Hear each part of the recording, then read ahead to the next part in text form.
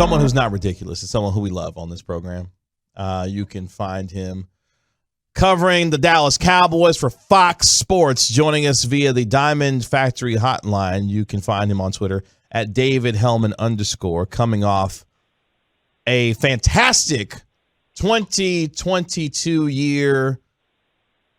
David Helman joining us right here on the Get Right. What's up, David?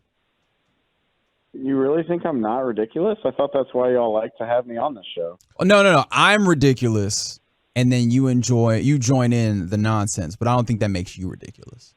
Oh, well, thank you. I'm wonderful, fellas. Thanks for having me on. Well, we're here to gas you up because, you had, let's just start off with, a hell of a 2022. Like, I'm just curious, what was the most fun part about what you have experienced so far in this new career change of yours and what you've been doing with your television show and obviously going to the Super Bowl and having a bunch of fun there, it looked like?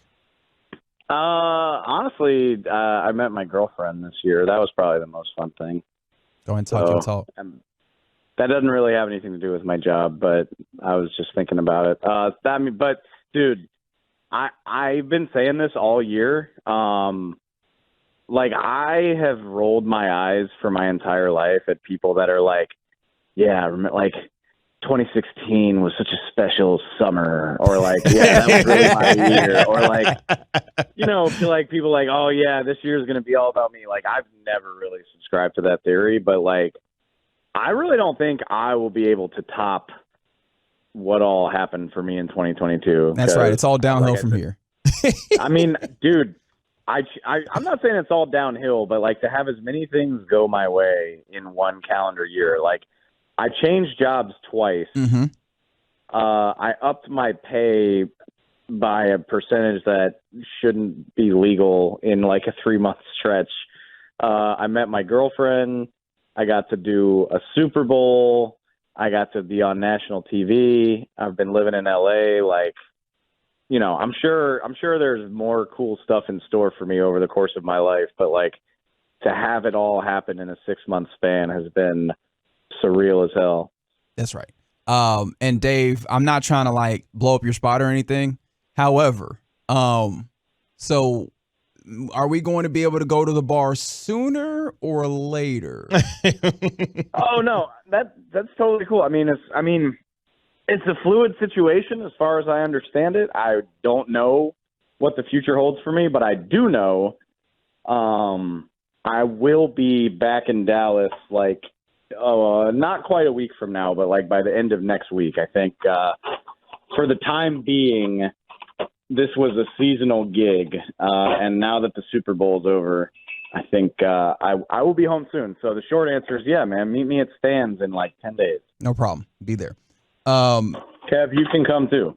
Oh, thanks, David. I appreciate that, man. Thank you. He doesn't actually mean that. That's just one of those nice things. I would hope David means it, okay? I'm joking. I mean it. Little known story, David one time helped me navigate, through the bowels of AT&T Stadium because there has certain parts I had not been to at that particular point. Why is AT&T Stadium a maze? Why is that the case? Because it's not even just the bowels of AT&T. It's the club level. It's the regular concourse. Everything is impossible to traverse. It's true. Like, whatever happened to actually, I was thinking about that. It's funny you say that, Reg. I was at the Super Bowl, and it's every bit the cluster that you might expect, where there's like, you need 18 different security clearances and this, that, and the other. And I was like, whatever happened to just stadiums having a concourse that goes around the field and you can just walk from one side of the stadium to the other unimpeded? And AT&T is the same way. Like AT&T, it's like, oh, well, if you want to see your friend who's sitting over here, you got to go up 3 flights of stairs and back down another 3 flights of stairs and tip the elevator man so he'll take you to the right place. Like AT&T is a logistical nightmare. So I feel you on that. All right, we're going to put you to a little bit of Cowboys work so that when we put this video on YouTube, the people watching it aren't entirely upset. He didn't talk Cowboys till like 8 minutes into the interview. Oh, my God. Oh, how could they do that? That's right. KG had some bold predictions. KG, are you going to pick one to throw Dave's way? Oh, okay. both CeeDee Lamb and Trevon Diggs get their contract extensions this offseason, David Helman. What are you feeling on that? Wow, that is bold. I mean, it's not unprecedented if I think about it, because I think would it have been 2019? Yeah, that Jalen Smith, Ezekiel Elliott, and Lyle Collins all got extended in the same summer. So, like, there is precedent for it, although, you know, the names I just listed, like, how does that make you feel? Because none of those deals really look like they were good ideas in retrospect. So, there's precedent for it, but when you consider the Cowboys' financial situation, and then especially the fact, you know, like, CD's got a 5th-year option, so, like, you got a little bit of time where you could hopefully wait on that. I don't think it's crazy, but I'm going to say only one of those gets done, and if I had to pick between the two of them, I would say Trevon Diggs. Interesting that you would that pick way. Trevon over CD. Oh, I need a little bit more. Okay. It's not about who's, like, it not necessarily. I mean, I think CD. I'm more confident that CD is the better player. Right. But Trevon's not a first-round pick. Trevon is a second-round pick, which means you've got to get him done, or else he's a free agent next year, and you've either got to, you got to tag him, you got to do all that stuff, and I mean. I've talked about this before. I don't want to like start a firestorm. Like, I haven't heard anything. Yes. I'm not trying to say that this is going to happen, but just a thought on my part is Trevon Diggs is a 2nd-round pick. He doesn't have the 5th-year option, so, like, he's got way less earning potential than CeeDee Lamb, and he's got 17 picks in the last 3 years. Like, he's among the league leaders in picks. I wonder if Trevon Diggs might try to force the issue this year and say, hell no, I am not playing for $600,000. Absolutely not. So that's why I say Trevon. It's not necessarily about who's the better player, but you got to consider individual motivations when you talk about these things. Absolutely fair point. No, go ahead, KG, because I was about to get to ridiculousness if you didn't have more. Yeah, I just had a quick follow-up on that. How has, in your experience, the Jones family, I think Ezekiel Elliott is the most prime example that comes to mind, but how they handle players when it comes to the resistance to playing for certain amounts of money and what that means for holdout situations? Like, aside from the Ezekiel Elliott, what's another one that stands out to you when it comes to a player, a Cowboy, holding out and eventually getting, their money?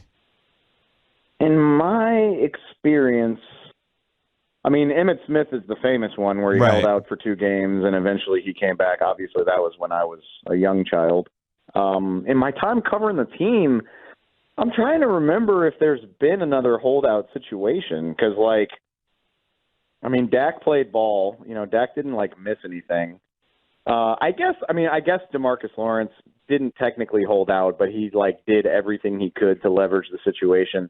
And I guess my answer is the Joneses or the front office, however you want to classify it, the Cowboys are very good at talking tough, but they almost always signing guys to the deals that they want at the end of the day. Dak got what he wanted. Zeke got more than anybody dreamed that he wanted. DeMarcus Lawrence won those negotiations. DeMarcus Lawrence played franchise tag with those guys for a while. He used a shoulder injury, I believe it was, to try to leverage the situation, and he won. So, in my experience, the Cowboys are good at talking tough and then not winning the negotiations. I think that's where I fall on that. All right. So, fantastic Cowboys work. Thank you. Appreciate some very useful, thoughtful things. All right, pause the YouTube video right there. We're done. Yeah, we're gonna talk about nonsense. Something else now. Now this is me and Dave having bar talk that KG is going to join in on. Soon thanks. Enough, right? Thanks. Your policy on eating food made by somebody that you do not trust. My policy on eating food made by somebody I don't know and trust, right? Because that I don't know and trust. Yeah, because you meant that I actively dislike. I'm interested. We have stumbled into another interesting question. Can you answer that one first? I mean, not really, because I was why would I eat? Why would I be in a situation to eat food made by somebody I don't like? I don't know, potluck. But I guess I would do it. I guess I would do it warily. No, I mean, eating food by people that I don't know, I think you got to be like polite but wary, you know? Like, I mean, at the end of the day, I'll try damn near anything once. Like, also, you don't have to be polite, but I get what you mean. I mean, okay, I do. Like, unfortunately, I do, like, I have that, like, crippling desire for people to like me and think well of me. I've talked about it in therapy. Like, I do. So, like, yeah, like, I do. If I'm in a situation where somebody cooked food and I'm expected to eat it, I'm gonna eat it. I'm at least gonna try it because I need people to like me. So, but I would just, be wary, like, and hopefully there's a seasoning situation where if it's under seasoned or if there's hot sauce, you can like fix it. But at the end of the day, I'm not a picky eater. Like, I can't tell you how many times I've been in a situation where somebody's like, oh man, this food sucks, doesn't it? And I'm like 3/4 of the way done with it. Like, oh yeah, sure, whatever you say. So, maybe it's not the best food in the world, but I'll eat damn near anything as long as it's not god awful, I guess. All right, so a little rapid fire here real quick before we let you get out of here. Best dresser on Speak is who? Ooh, actually, we argue about that like every damn day. I figured. You got personalities on there where that's expected. I mean, I am not about to say a word against my girl, Joy Taylor. She slays, and her outfits are always on point. But I will say, I mean, Acho clearly puts a lot of time, effort, and money into the way that he looks. Like, his suits are like custom fit. His stuff doesn't come off the rack. Like, that stuff is all custom made. So like, he looks really fly, but Joy obviously looks way flyer. So Joy, definitely. Acho would be so mad to hear me say that, but whatever. Person you would most want to be stuck on an island with if you had to be. Oh, wow. I kind of want to be messy and widen this out to like Fox Sports in general.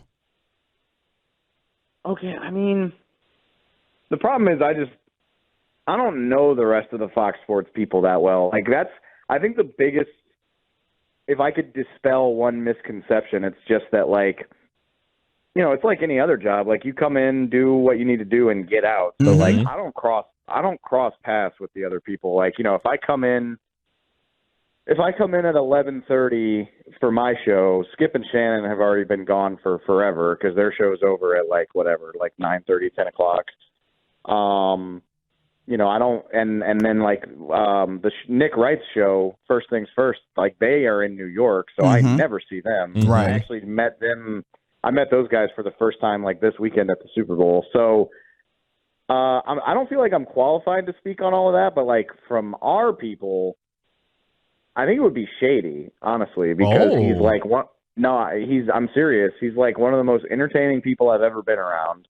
So like, he's gonna like liven it up. He's gonna like do his best to distract you from the fact that you're stuck on an island. And he's a pro athlete, so I would assume he could help you survive. Do things you need to do to survive. Yeah, like hunting and building a shelter and stuff. So, that's a fun assumption. Yeah, I would do Shady. I was really hoping that widening it out would make you go, yeah, one of these producers, and then you would just leave out everybody on the show. I mean, I love our producers, but again, like when you've got the chance to like be stranded with a professional athlete who might be able to like help you kill a wild boar or something like that, I don't know. I think you got to go with that. Okay. All right. You said rapid fire. You got more? No, that's it. No, it's a great rapid fire. Rapidly getting one question in. I think I got two. It was two. Was it two? Yes. Oh, that was two. My bad. We were limited on time. I was like, I'm going to make sure, at least get a couple of them in there before you get out of here. Anything else, David, you want to get off your chest? Is there anything on your heart, on your spirit? Before we let you go? Is there anything on my heart? And while you think about that, most fun part about Super Bowl for you? Oh, man, I mean, Super Bowl is just a super surreal experience. I hope, I certainly hope y'all have the chance to experience it if you haven't. But, even somebody that doesn't, work in media, just being around the Super Bowl, if you're in the city, you never know what's going to happen. Like, it's not an exaggeration to say, like, you might get on an elevator with Roger Goodell, or you might go into a restaurant and, like, Strahan and Howie Long are, like, having dinner, or, like, even people that are on the TV shows that are on the network that airs the game, like, you might run into legitimate TV stars. Like, the whole city is just sort of electric because of all the people that have come into town. So I think that's the coolest part, is, like, everywhere you go, it's like a head on a swivel to see who you might run into. It's like a who's who of sports and pop culture just all crammed into one city. So that was really fun.